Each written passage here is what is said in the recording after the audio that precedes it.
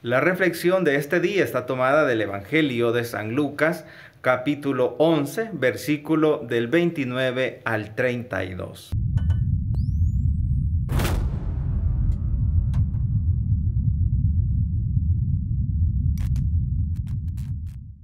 En esta oportunidad quiero compartir con ustedes algunos consejos y recomendaciones en este camino de la conversión. En primer lugar, creo que es importante que nos demos cuenta que la conversión no es solamente un esfuerzo humano. La conversión ante todo es una gracia de Dios.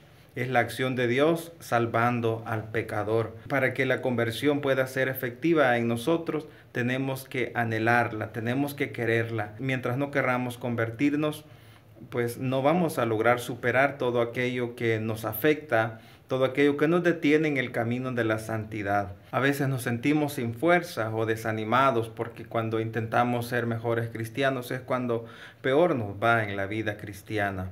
Es decir, es cuando más ataques, es cuando más batallas tenemos que asumir.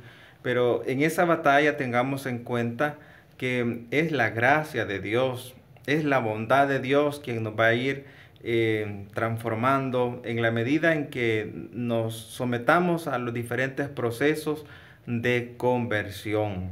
Por ejemplo, un muerto, pues para que un muerto tenga vida se necesita del poder de Dios. Pues así también la conversión. Y de hecho, cuando una persona ha cometido un pecado grave, está como muerto y necesita del auxilio de Dios para que tenga vida. Y esa vida le viene al cristiano por gracia de Dios. Es de Dios la iniciativa. Y luego Dios también, dice el Catecismo de la Iglesia Católica, que es Dios quien provoca, quien invita al cristiano. La iniciativa es de Dios y cuando el hombre da su aceptación, Dios es quien lleva a la plenitud de esa obra de salvación. Otro pensamiento que quiero compartir es que es el Señor quien desea ardientemente nuestra conversión. Dice la palabra de Dios en el Evangelio de San Mateo capítulo 9, versículo 13. Quiero misericordia y no sacrificios, porque yo no he venido a llamar a los justos, sino a los pecadores. También dice la palabra de Dios en Ezequiel 18:32.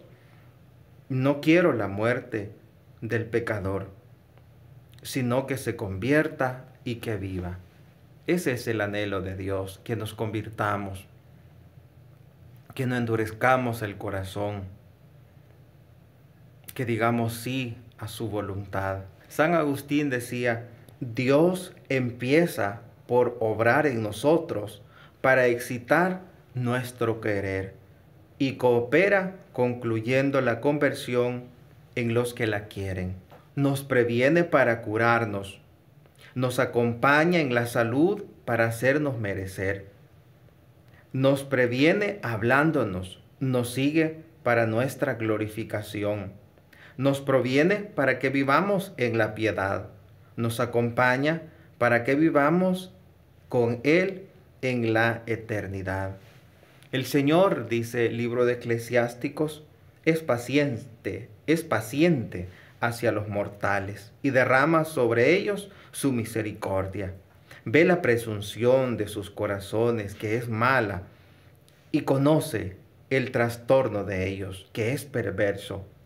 Por esto derramó de lleno sobre ellos toda su misericordia. La misericordia de Dios se extiende sobre toda carne. Tiene lástima de cualquiera que reciba la enseñanza de su misericordia y que se apresura a practicar sus preceptos.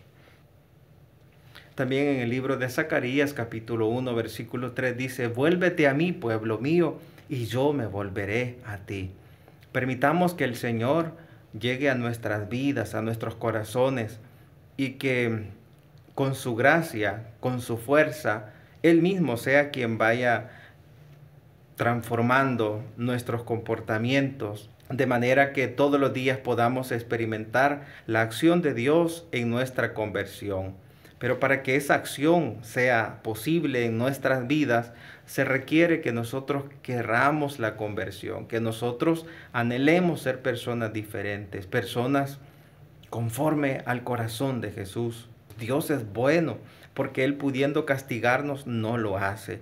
Porque Él pudiendo, desde el primer momento en que cometemos un pecado grave, Él podría quitarnos la vida y enviarnos al infierno. Pero como dice la palabra de Dios, la paciencia de Dios es nuestra salvación. Y por eso Él tiene paciencia con nosotros, porque Él quiere que nadie se pierda, que todos conozcan la verdad y se salven. Esa es la gran verdad que muchos desconocen, y por eso es que algunos piensan que Dios ya no les perdonará, porque han hecho tantas cosas malas. Esa es la astucia del Satanás, hacer creer que el hombre ya no tiene solución, manipularle de manera que el hombre piense que ya no tiene solución su vida, porque ha hecho tantas cosas malas. Pero el Señor dice en su palabra que un corazón quebrantado, un corazón humillado, Él no lo desprecia.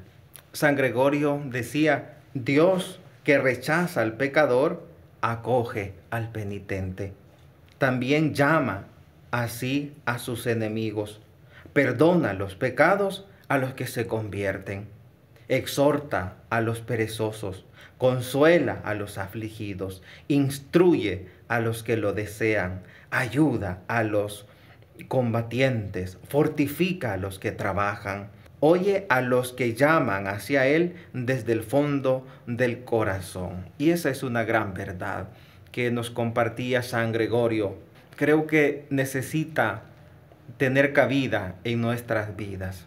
Creo que necesita ser practicada en nuestras vidas. El Señor desea ardientemente nuestra conversión. Y por eso nos da la oportunidad, incluso cuando le hemos fallado gravemente, Dios nos da la vida para que podamos arrepentirnos y de ese modo recibir el perdón de Dios y seguir luchando por la santidad en esta vida. Y un tercer pensamiento sobre la conversión es que la conversión de un pecador es la mayor de las gracias. Es el milagro más grande que puede acontecer en una persona. San Agustín decía, oh milagro, oh misericordia. Mirad, ayer este hombre vivía dado a la embriaguez. Hoy es un modelo de sobriedad. Ayer era una centina de impureza. Hoy está lleno de modestia. Ayer era un blasfemo. Ahora alaba a Dios. Ayer era esclavo de la criatura. Hoy es un fiel servidor del Creador. Queridos amigos, el Señor es quien nos transforma. El Señor es quien anhela nuestra conversión y es para nuestro bien. Como decía San Agustín, podemos cambiar, podemos ser transformados por el Señor. Solo debemos permitirle, solo debemos ser dóciles a su gracia, permitirle que como buen alfarero moldee nuestra vida y que nos haga conforme a su voluntad.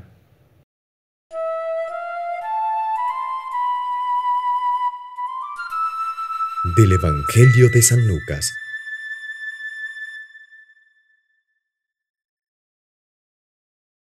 En aquel tiempo, la gente se apiñaba alrededor de Jesús, y él se puso a decirles: Esta generación es una generación perversa.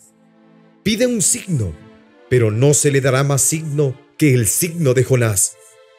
Como Jonás fue un signo para los habitantes de Nínive, lo mismo será el Hijo del Hombre para esta generación. Cuando sean juzgados los hombres de esta generación, la reina del sur se levantará y hará que los condenen.